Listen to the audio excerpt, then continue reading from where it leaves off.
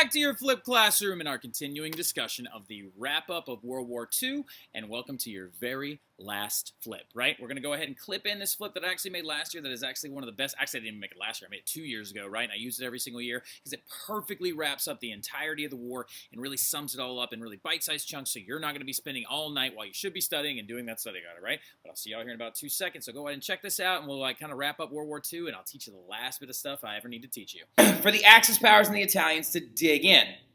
And it's going to end up stalling us out, right? And so the Allies actually get into Italy. They don't really move as fast as we had wanted to. So we're going to do what we didn't do in World War II, or excuse me, World War I.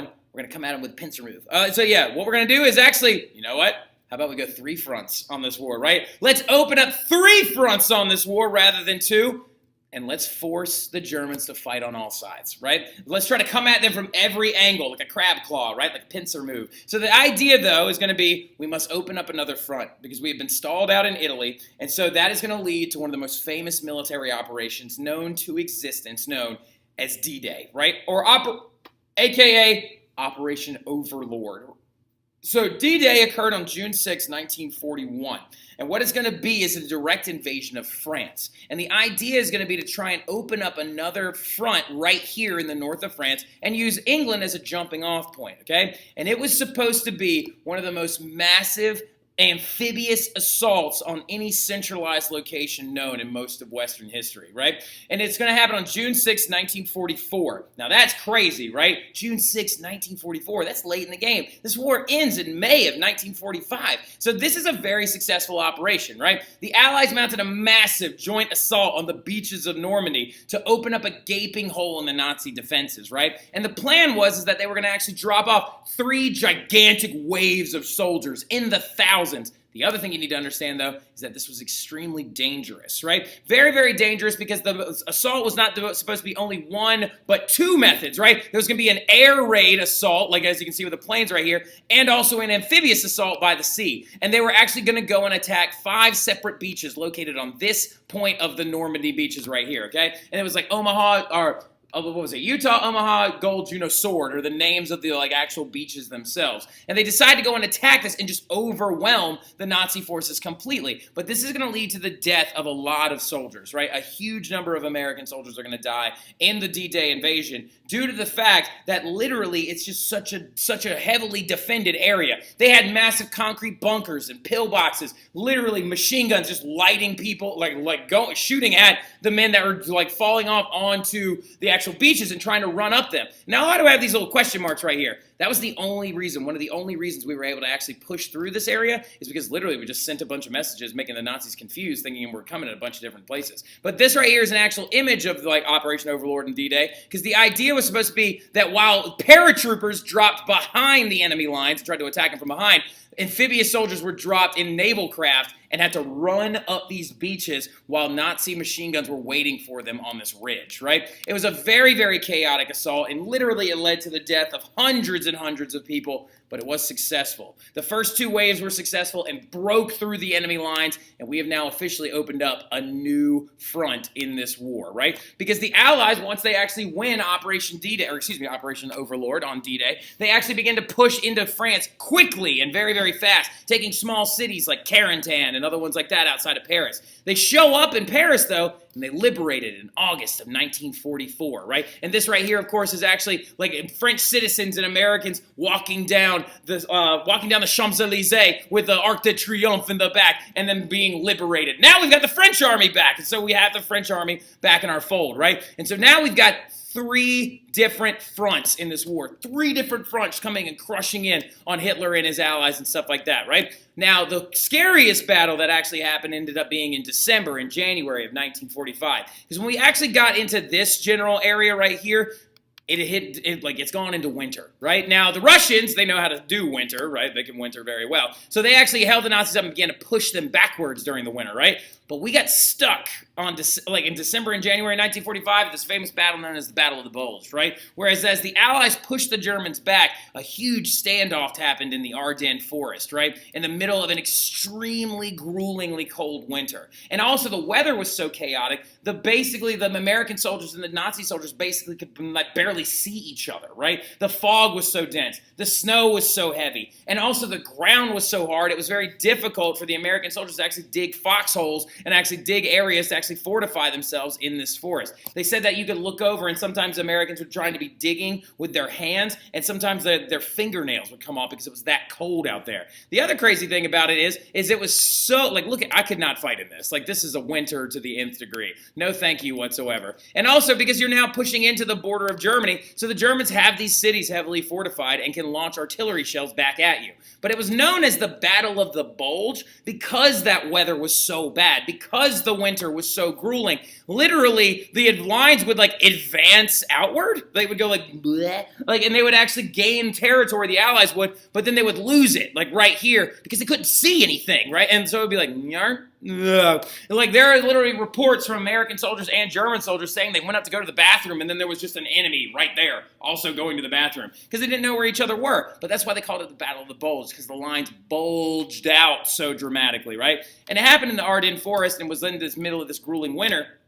But in the long run, what ends up happening is the Allies are able to withstand, and they actually siege a city called Bastogne, and they actually then go into the German borders, right? So like now, after winning the Battle of the Bulge, you got the Allies coming in from the west. You got them coming up also from Italy. You got the Russians coming in from the east.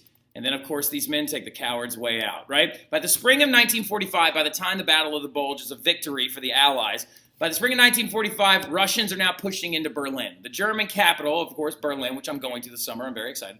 Allies were pushing into the east and up through Italy as well, like I just said, right? And so what's going to end up happening is these guys are going to die. When what I mean by these guys, I mean Mussolini and Hitler, right? Because Benito Mussolini is actually going to be shot and killed by his own people. During this entire process, while the Allied forces are coming up through Italy, the people of Italy are like, this guy was a liar and hoodwinked us and is not actually really, really legit. So he's actually going to be shot by, like, his own people and then hung upside down. His body, right here, actually, this is him, would be hung upside down from a gas station ceiling, and people walked by and hit him with a stick. And then I've heard from one of my college professors that they then took his head and put it on a stick and ran through the streets of Italy with it, which is wild, right? Benito Mussolini, though, would be shot and killed and then hung from a gas station ceiling. Hitler committed suicide because he literally, we talked about this in class a bunch of times, he committed suicide after getting married for a day, right? So, like, he got married to his wife, Eva Braun. They went down into a bunker for a day. And he committed suicide because he was so afraid of the Russian military that if they got to him, that what's going to end up happening is he's going to have a very slow and brutal death. So he took the coward's way out and he shot himself rather than answering for the crimes that he had committed. And it was in this bunker that he actually did it. Now, after the fact, okay, they're going to, of course, publish this all over the newspapers and things like that. And after the fact, a lot of people were like, well, where is Hitler's body now? Well, he actually was then cremated and burned in a ditch by the Nazi military because they didn't want to see his body just like scattered all over the place. The only thing we have left of Hitler's entire body is actually his jaw. Like, so Hitler's jaw. So, like, literally, this is the only piece of physical evidence that we have that Hitler was actually, like, there on that day. And they've actually done forensic testing on his jaw. French dentists and scientists have actually done a lot of forensic testing, extensive forensic testing, on his actual teeth. And as you can see, he had a lot of false teeth, a lot of gold teeth, real gross.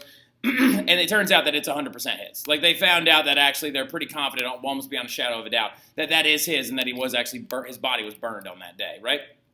Now, going into it, though, after he commits suicide and after the Italians kill Benito Mussolini, May 8th, 1945 is known as VE Day, as Victory in Europe Day, right? And so this means that the war is now finally over within Europe, right? Because now we can actually move towards peace and recouping and figuring out what we're going to do. And this summer, when I actually go to a couple of different cities, we're going to talk about that in some of those TikToks and YouTubes that I post or whatever, some YouTube videos I post. I'm going to talk about, like, what happened in Germany after World War II, right? Like, what did they do? Like, how did they actually go from being a place under the leadership of a dictator to being what they are now, right? Like, so, like, now, look. So looking at it, though, is we now have to turn to the Pacific Theater because, remember, we had a European theater and a Pacific Theater, right? So the thing about it is, though, also when we're looking at it, it wasn't completely, like, Europe first. Like, we actually showed up in, like, in the Pacific Theater around 1943. So we actually were there before we even did D-Day, right? So the thing about it, though, is, or Operation Overlord. So the big thing about it is that we turn to the Pacific Theater and we adopt the strategy known as island hopping. And we come to this actually because after this one famous battle known as the Battle of Midway,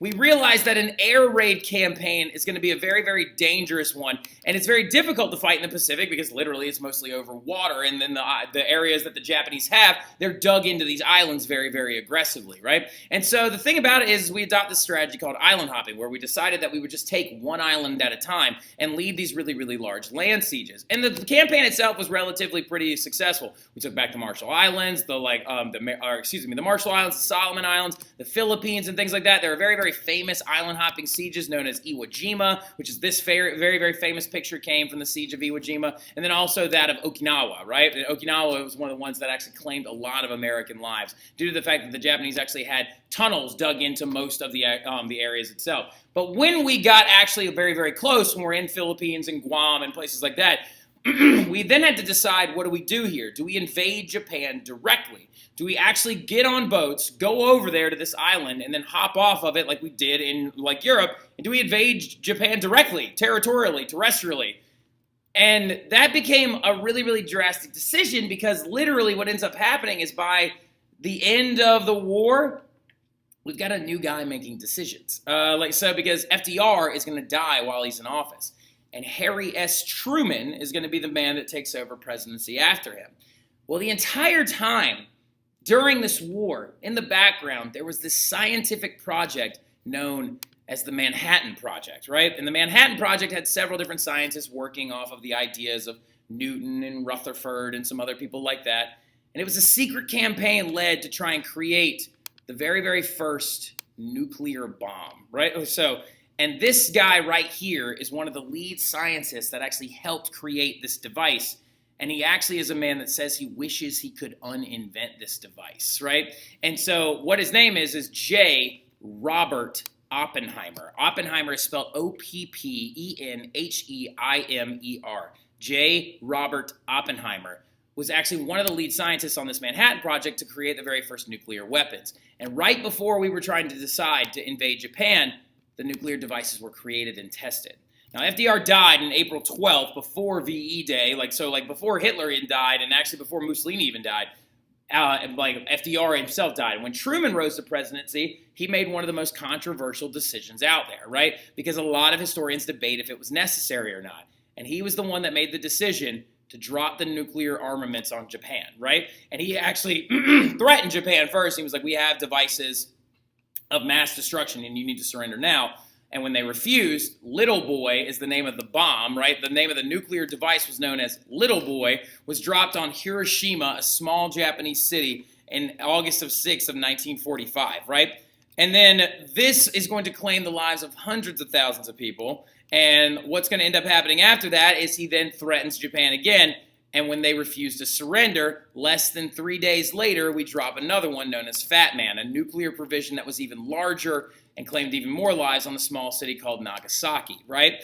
And then following these two nuclear armament drops that killed a lot of civilians, the death toll in total was 200,000 plus, and most of them were civilians. Japan will surrender on September 2nd, 1945, right? So, and then that means that we're going to have the J-Day, was Victory in Japan Day, right? Now, overall, it is believed that World War II cost the lives of a total of 85 to possibly 100 million people. That's 3 to 5%, y'all, of the world population at the time. Land on multiple continents was destroyed, and why? Just because a couple of really evil people wanted to rise to power, try to give men back their masculinity when they really didn't need to, right? And also due to terrible economic situations after World War I. All right, y'all, that's it, right? That is it, and that is all for the class of 2026 and their reign supreme in West Civ, right? So the big thing I want to do really quick is give you all a quick shout out and say I'm super happy that you guys were the last group of academic kids that I'll ever teach at Chappelle, right? So excited about that. It's been an absolute blast having y'all, and I couldn't honestly ask for any better group of kids to end out my teaching of academic West Civ at Chappelle with other than you guys, right? It's been an absolutely phenomenal time with all of y'all, and if y'all ever need anything next year when it comes to U.S. history or getting ready for any kind of class like that, y'all just come and let me know, okay? Y'all know where to find me. See y'all soon.